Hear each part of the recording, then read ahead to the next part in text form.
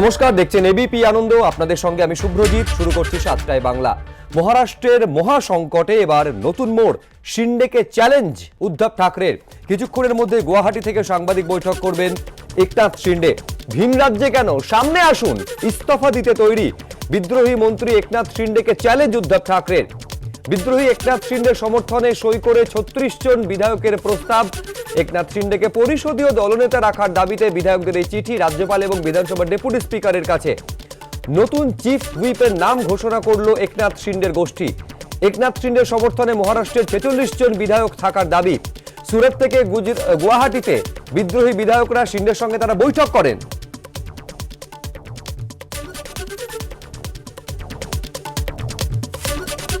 নিঃসন্দেহে এখন একনাথ শিন্ডে কি বলবেন, কিছুক্ষণের মধ্যে একনাথ শিন্ডে সাংবাদিক বৈঠক করার কথা রয়েছে।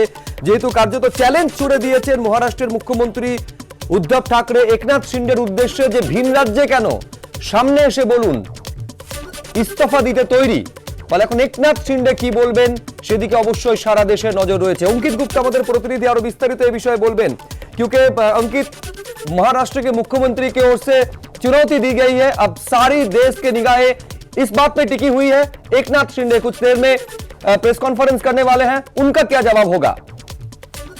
जी बिल्कुल, अब पूरा जो है इसी पर निगाहें टिकी हुई है कि एकनाथ शिंदे आखिर क्या कहते हैं, क्योंकि महाराष्ट्र के मुख्यमंत्री उद्धव ठाकरे ने साफ तौर पर कह दिया है कि अगर मेरी पार्टी में किसी को ऐतराज है तो मैं मुख्यमंत्री का पद छोड़ने को तैयार हूँ, इस्तीफा देने को तैयार हूँ, लेकिन पहले मुझसे सामने आकर के कोई बताए तो कि आखिर किसको क्या ऐतराज है। और उन्होंने तो यहाँ तक कहा कि देश के कुछ जो 5 बेहतरीन मुख्यमंत्री हैं उनमें उनका नाम आता है, लेकिन फिर भी अगर उनकी पार्टी के नेता नहीं चाहते हैं कि वो मुख्यमंत्री बने रहे तो वो इस्तीफा दे देंगे, लेकिन सामने आकर के उनसे कहना जरूरी है। तो एक तरह से उद्धव ठाकरे ने अपने जो है नेताओं से, अपने समर्थकों से एक अपील कर दी है कि वो, उनको पद का लालच नहीं है, लेकिन उनको पता होना चाहिए कि आखिर उनकी पार्टी के लोग क्यों नहीं चाहते कि वो मुख्यमंत्री बने रहें।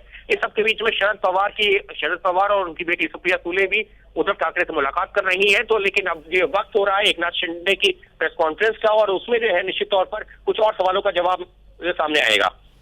জি শুক্রিয়া অঙ্কিত, ইস तमाम জানকারি हम तक पहुंचाने के लिए। কথা বলছিলাম আমাদের প্রতিনিধি অঙ্কিত গুপ্তর সঙ্গে, এবং এই মুহূর্তে যেমনটা আমাদের প্রতিনিধি অঙ্কিত জানাচ্ছেন যে শরদ পাওয়ার এবং তার কন্যা সুপ্রিয়া সুলে তারা কথা বলছেন উদ্ধব ঠাকরের সঙ্গে। এখন পরিস্থিতি কোন দিকে যাবে অবশ্যই সেদিকে আমাদের নজর রয়েছে।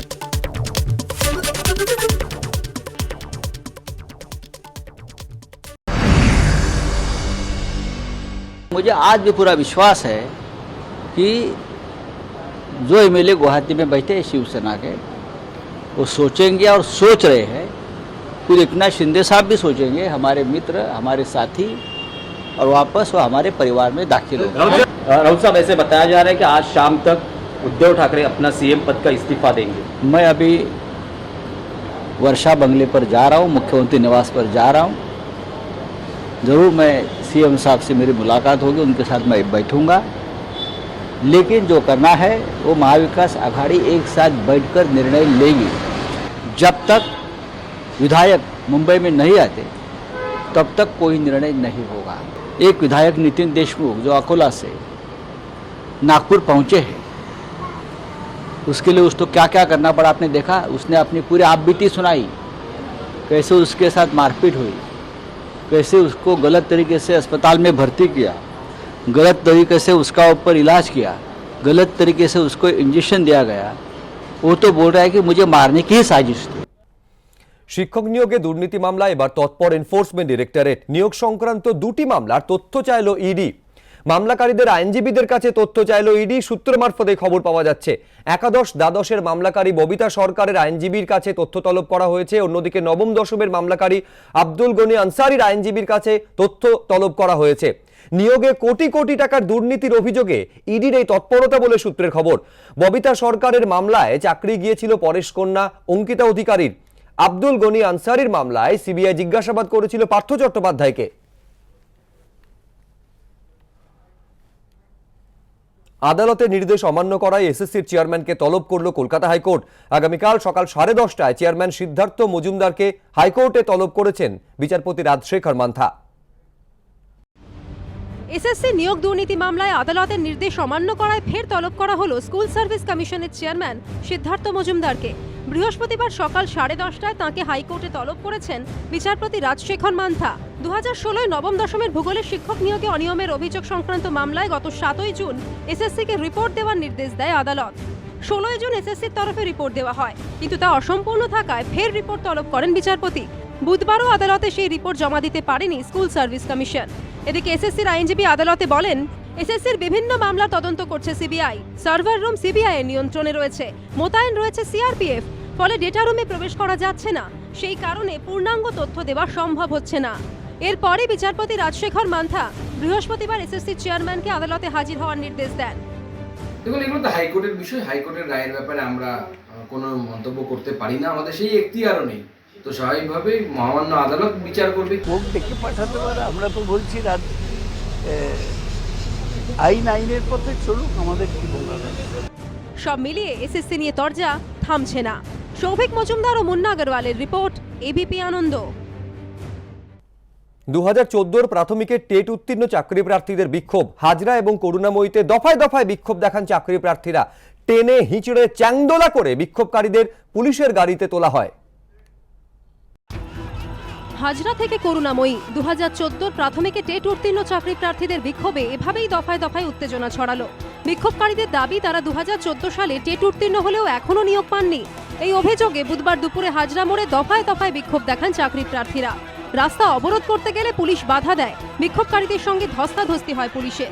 রীতিমতো টেনে হিঁচড়ে চ্যাংদোলা করে বিক্ষোভকারীদের পুলিশের গাড়িতে তোলা হয়। কিছুক্ষণ পর যতীন দাস পার্ক মেট্রো স্টেশনের 3 নম্বর গেটের সামনে ফুটপাতে বসে বিক্ষোভ দেখাতে শুরু করেন চাকরি প্রার্থীরা। এই মুহূর্তে আমরা রয়েছি যতীন দাস পার্ক মেট্রো স্টেশনের সামনে। যে ছবি আমরা দেখেছি, আপনারা কি কারণে? আমরা 2014 সালে TET qualified trend candidate. Mamata Banerjee 21 সালের জুন মাসে বলেছিলেন পুজোর পরে বাকি যারা ইনক্লুডেড আছে তাদের সবাইকে নিয়োগ দেবে, কিন্তু এখনো পর্যন্ত নিয়োগ অধরা। এদিকে করুণাময়ীতেও বিক্ষোভ দেখান 2014 প্রাইমারি টেট উত্তীর্ণ চাকরি প্রার্থীরা। করুণাময়ী মেট্রো স্টেশনের গেটের সামনে বসে পড়েন বিক্ষোভকারীরা। দফায় দফায় বিক্ষোভ দেখানো হয়। রীতিমতো চ্যাংদোলা করে পুলিশের গাড়িতে তোলা হয় চাকরি প্রার্থীদের। পুলিশের তরফে বিক্ষোভকারীদের সাথে কথা বলার চেষ্টা হচ্ছে এবং তাদেরকে তুলে নেওয়ার চেষ্টা হচ্ছে। আজকে এই যে কর্মসূচি, সেটা পূর্ব ঘোষিত ছিল এবং দফায় দফায় এই বিক্ষোভ কিন্তু এই মুহূর্তে চলছে। আমাদের নিয়োগ দিতেই হবে। মাননীয় মুখ্যমন্ত্রী আমাদের বলেছেন আমাদের সকলের নিয়োগ দেবেন, আমাদের নিয়োগ দিতেই হবে। একটা বিক্ষোভের আমরা খবর পাই, যেটার কোনো আইনি বৈধতা আমাদের হিসেবে নেই, কারণ কোনো পারমিশনও নেই, কিছুও নেই। সেই জন্য আমরা সেটা করতে দিইনি, বাধা দিয়েছি এবং রিটার্ন করেছি। বিধাননগর হাসপাতালের সামনে এদিন অবস্থান বিক্ষোভ শুরু করেন মাদ্রাসা সার্ভিস কমিশনের চাকরি প্রার্থীরা। তাদের অভিযোগ, 2014 সালের পরীক্ষায় পাশ করা সত্ত্বেও এখনও তাদের নিয়োগ দেওয়া হয়নি। 3183টা সিট ছিল, সেই সিটগুলোকে উনি কমিয়ে দিয়ে মাত্র 1500 নিয়োগ দিয়েছেন। অথচ সুপ্রিম কোর্টের অর্ডার ছিল উনি 14 পরেও নিয়োগ দিয়েছেন, 14 পরে উনি অনেক নিয়োগ দিয়েছেন। তো এইরকম দুর্নীতিতে ভরা কমিশন। যখন হাওড়ার বিস্তীর্ণ অঞ্চলে সলভ থেকে শুরু করে উলুবেড়িয়া থেকে শুরু করে বিস্তীর্ণ অঞ্চলে বা বেতুয়া ডহরিতে যখন তাণ্ডব চালাচ্ছিল কিছু দুষ্কৃতী, তখন এই পুলিশ টেবিলের তলায় লুকিয়েছিল।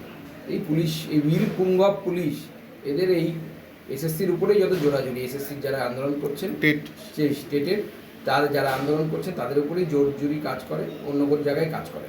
প্রশাসন দেখছে কোথাও এত বড় সিস্টেম, বহু জায়গায় ঠিক কাজ হয়েছে, বেশিটাই ঠিক।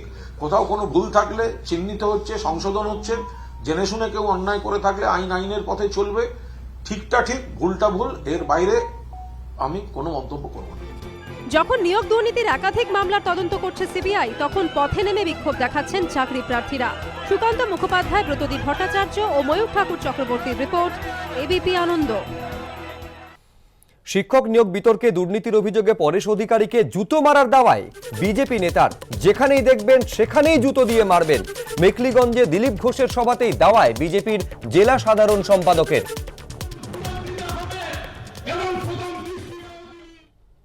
টিভির পর্দায়, মোবাইলে, সোশ্যাল মিডিয়ায় তার মেন চাকরি গেল এবং যে 4 বছর চাকরি করেছে তার বেতন ফেরত দিতে হবে এবং প্রথম কিস্তিটাও তিনি রিটার্ন করলেন। এর থেকে প্রমাণ হয় না যে তিনি একটা প্রকৃত চোর এবং চোরের রাজনীতিতে এই মেখলিগঞ্জে তৈরি করেছেন। তাই আমি বলছিলাম, আমি মেখলিগঞ্জবাসী হিসাবে আমি বলতে চাই, এই চোরটাকে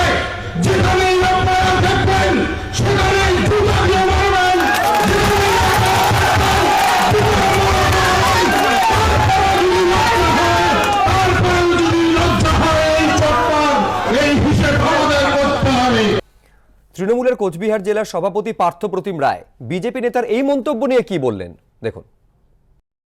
এটা বিজেপির কালচার,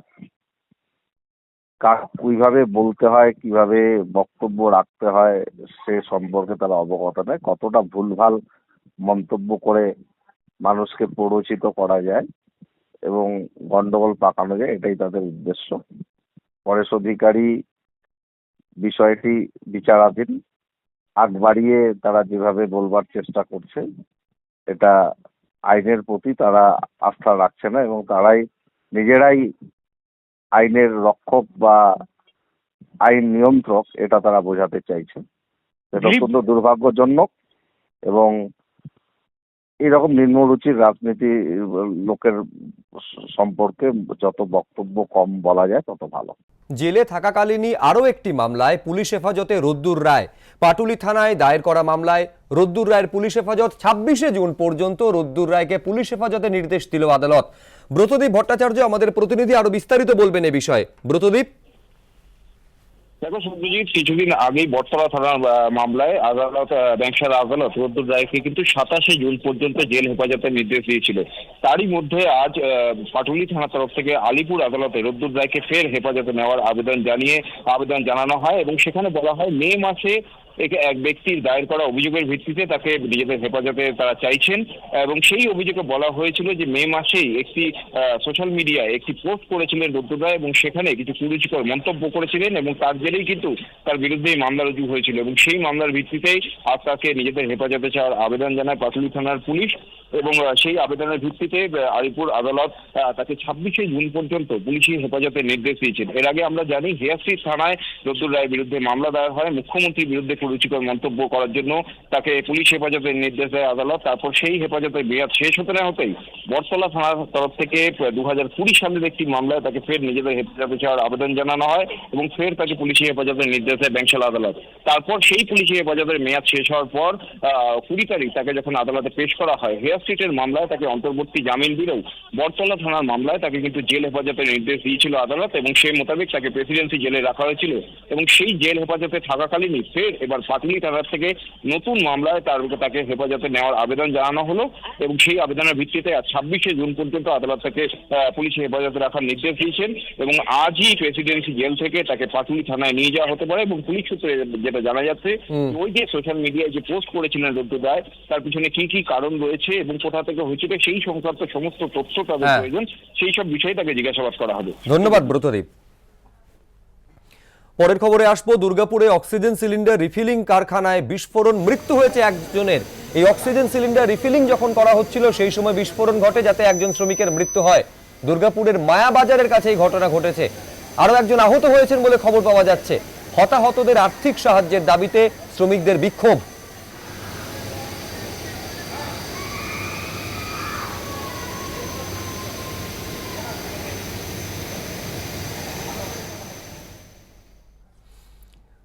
রাজ্যে ফের চোখ রাঙাচ্ছে করোনা। একদিনে দুজনের মৃত্যু। রাজ্যে একদিনে করোনায় 295 জন সংক্রমিত হয়েছেন। করোনার পজিটিভিটি রেট 4.85%। একদিনে দুজনের মৃত্যু হলো। গত 24 ঘন্টায় এই রাজ্যে 295 জন নতুন করে সংক্রমিত হয়েছেন এবং পজিটিভিটি রেট নিঃসন্দেহে উদ্বেগজনকভাবে বাড়ছে। গত 24 ঘন্টায় সংক্রমণের নিরিখে পজিটিভিটি রেট 4.85%।